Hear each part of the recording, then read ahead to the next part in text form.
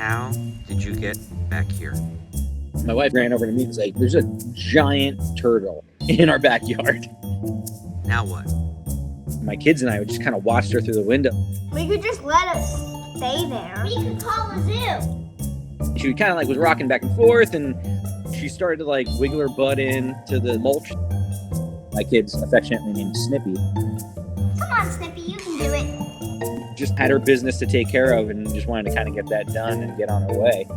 At the time, I didn't know that's what she was doing. Yeah! Congratulations. We had a really heavy rain last night. The next morning, I went out to assess how much damage there was going to be. All this debris came down, and I saw these, what appeared to be ping pong balls. Oh my God, Snippy left her eggs here. And I was like, oh man, I got to protect these eggs.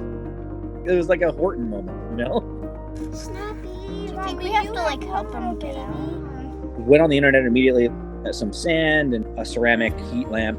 We kept them to the side and just checked on them every day. With the amount of trauma of having the nest washed out, I really didn't have too much faith that anything was going to hatch. Then, 3 weeks to a month later, It's about to hatch! my daughter went out and she saw this little face sticking out of the sand. It was crazy. Watching them actually crack through that shell, use their arms and that little beak to kind of come through, that was unreal. It's adorable. My kids too, getting to see that. They named every single one. Name is Charlotte. I mean, not Charlotte, Charlie. Charlie is so chubby. Charlie. The first one that came out was Snappy. Snappy is just moving with excitement, aren't you, Snappy? Lil Baggins. We had Sunshine and Detective Snipowitz. The cool thing about snapping turtles is when they hatch, they have this yolk sac that's attached to their bellies.